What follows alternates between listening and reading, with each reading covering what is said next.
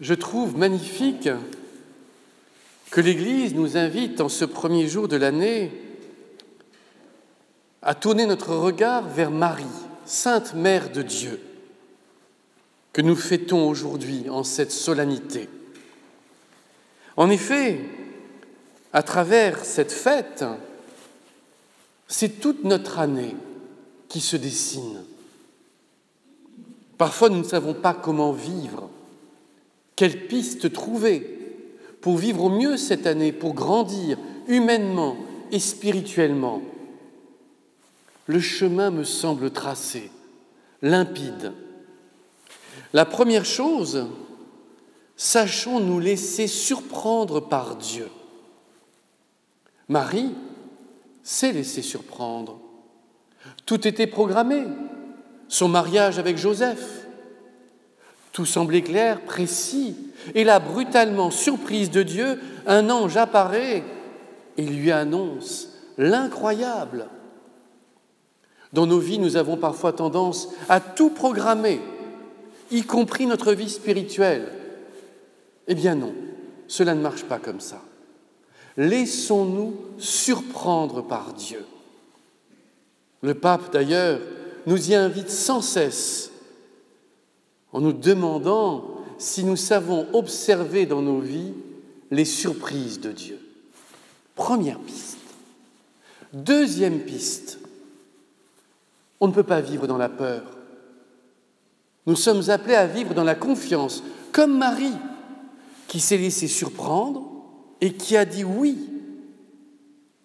Et nous, face aux surprises de Dieu, saurons-nous dire oui? Saurons-nous avoir sa confiance? Quel bonheur de vivre dans la confiance! Plus de crainte, plus de peur, plus d'insomnie.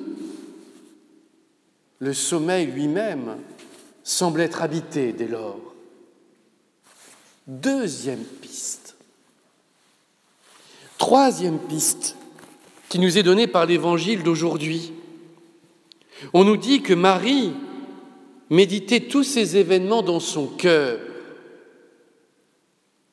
Marie ne réfléchissait pas à ces événements uniquement par sa capacité de cognition, son intelligence réflexive. Non, c'est dans son cœur que cela se situait.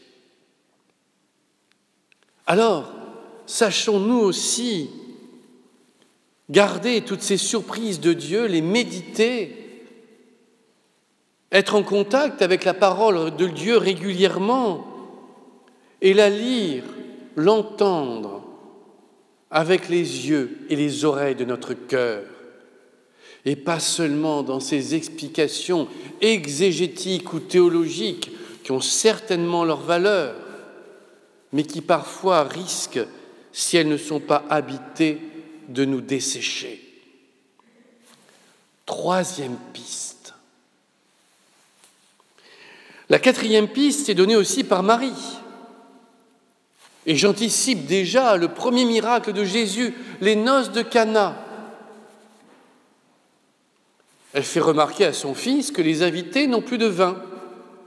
Et lui dit « Maman, mon heure n'est pas encore venue. » Et là, elle le provoque. Et elle dit au serviteur « Faites tout ce qu'il vous dira. » Poussons son fils à l'action. Eh bien, nous aussi, poussons Dieu à l'action. N'hésitons pas, comme les pères du désert, à tendre les mains vers Dieu et à crier vers lui, à lui demander de nous aider dans notre vie, de nous donner, non pas ce que nous voulons, nos yeux sont trop terrestres, embués de boue, demandons-lui de nous donner ce qui est bon pour nous, parce que lui, il le sait, nous ne le savons pas. Et ce qui est bon pour nous peut aussi nous surprendre. Mais si nous accueillons les surprises de Dieu dans la confiance, si nous les méditons dans notre cœur, alors tout deviendra limpide. Quatrième piste pour notre année. Enfin, la cinquième piste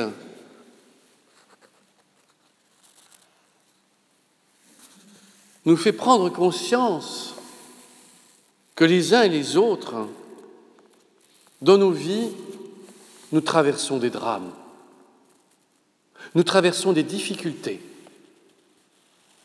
Il faut le savoir, nous ne savons pas ce que 2016 nous réserve. Marie a eu le cœur transpercé en voyant son fils condamné, portant sa croix comme un malfrat, crucifié, s'éteignant devant elle. Alors oui, sachons que nous pouvons avoir le cœur transpercé. Mais que ce cœur transpercé demeure vivant, continue à battre au plus profond de notre cœur, de notre corps, pardon. Demandons à Marie d'avoir sa foi, même dans les épreuves, même lorsque tout semble perdu. Et j'imagine le désappointement des apôtres, de Marie, des femmes qui étaient là devant Jésus, celui en qui elle croyait, qui devant elle rend son dernier souffle. Mais tout ne s'arrête pas là, nous savons. Nous savons qu'après les épreuves, comme pour le Christ, nous ressuscitons différemment, mais nous ressuscitons. Eh bien, soyons, et je ne me souviens plus comme le numéro de ma piste, mais peu importe, soyons comme Marie, dans l'attente, avec les apôtres, au cénacle, à attendre, à s'émerveiller de voir le Christ ressuscité apparaître. Le Christ ressuscité envoyer ses apôtres en mission. Et c'est cela, une piste pour nous. Cette nouvelle année qui s'annonce est pour nous une année de mission, comme toutes les années, avec une connotation particulière, la miséricorde. Ouvrir son cœur, témoigner de l'amour de Dieu, comme c'est difficile à nous, pauvres humains, qui sommes les uns les autres, je parle pour moi, avant tout, plein de maladies spirituelles. Et l'amour a parfois bien du mal à tracer sa route au milieu de tout cela. Eh bien pourtant, j'en suis certain, cette année sera pour nous une année de grâce, une année différente. Et hier soir, grâce à vous, mes sœurs, notre petit groupe ici même a terminé l'année 2015 et ouvert l'année 2016 dans la joie. Et c'est une grâce pour nous de la commencer par cette célébration ici même, parmi vous. Et nous serons, même si nous allons être séparés dans quelques heures, nous serons qu'ici, dans cette église abbatiale, des sœurs tous les jours prient pour nous. Quelle sécurité pour les jours où, trop occupés, nous n'aurons pas le temps de le faire. Alors, notre cœur pourra se transporter ici et battre au rythme de la prière. Enfin, pour terminer, je voudrais vous donner ma formule de vœu, celle que je trouve la plus belle.